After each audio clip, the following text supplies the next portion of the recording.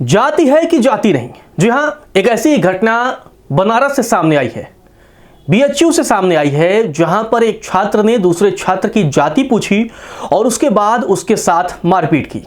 खास बात यह है कि जिस शख्स ने जाति पूछकर मारपीट की है वो यादव जी हैं। हिमांशु यादव नाम है और समाजवादी पार्टी के साथ जुड़े हुए हैं। और जिस छात्र की उन्होंने पिटाई की है वो प्रशांत मिश्र हैं, यानी ब्राह्मण।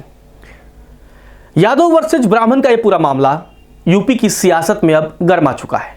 गरमाए भी क्यों ना, क्योंकि यूजीसी के बाद भी कई तरह के सवाल खड़े हुए, क्योंकि यूजीसी का विरोध करने वाले लोगों ने इस बात का ही तर्क दिया था कि बिना सोचे समझे विश्वविद्यालयों में एक जाति विशेष के छात्रों को अपराधी की तरह पहले से ही ट्रीट किया जाएगा।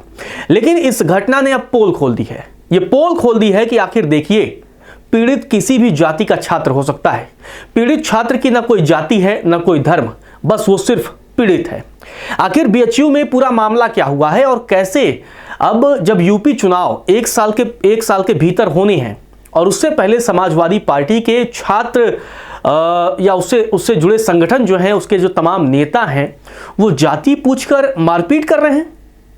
ये घटना अपने आप में अब कई तरह के सवालों को भी जन्म देती है। आखिर पूरा मामला क्या है उसको पहले बताते हैं।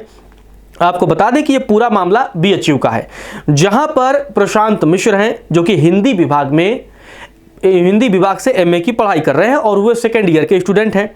और क्लास के सामने वहां पर पहुंचते हैं बीएचयू इकाई के अध्यक्ष, समाजवादी पार्टी छात्र सभा के बीएचयू इकाई के अध्यक्ष हैं हिमांशु यादव। वो पहुंचते हैं और पहुंचने के बाद सरेआम क्लास के सामने जाति पूछते हैं और जाति पूछने के बाद तमाचा जड़ देते हैं। जी हां, तमाचा जड़ते हैं जाति पूछकर।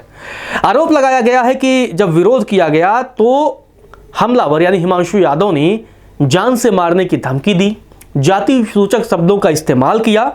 हालांकि जब ये पूरा मामला पुलिस के पास पहुंचा तो पुलिस ने आरोपी हिमांशु यादव को गिरफ्तार कर लिया है। बताया जा रहा है कि बुधवार 11:15 बजे यानी 11:45 पर इस दौरान ये घटना हुई।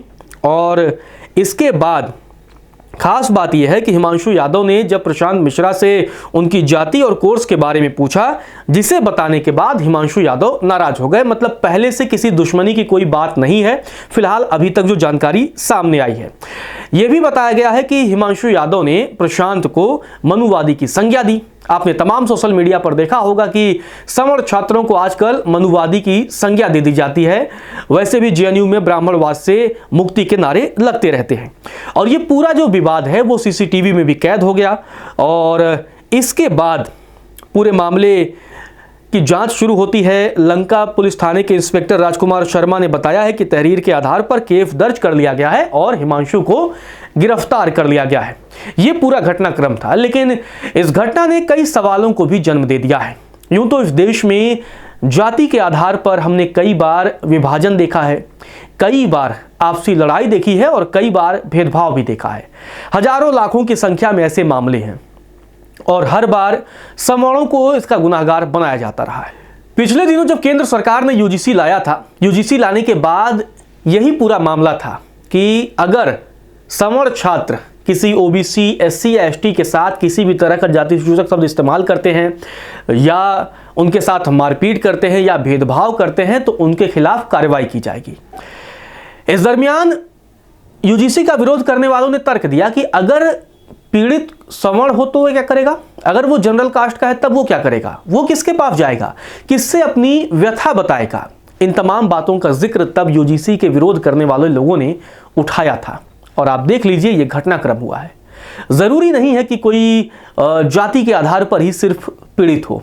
आज के समाज में, आज के वक्त में आर्थिक संपन्न लोग भी अपने से आर्थिक नीचे के तबके के लोगों का उत्पीड़न करते हैं, जैसा कि यहां देखने को मिला।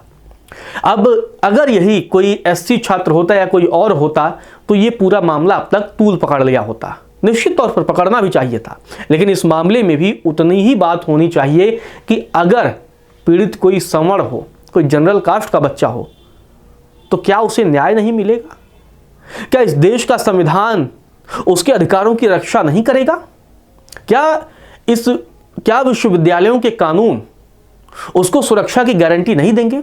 ये कई तरह के सवाल अपने आप में पैदा होंगे। लेकिन इस पूरे घटना ने एक नए बहस को जन्म दे दिया है। इस पूरे मामले पर आपका क्या मानना है, कमेंट बॉक्स में हमें जरूर बताइए।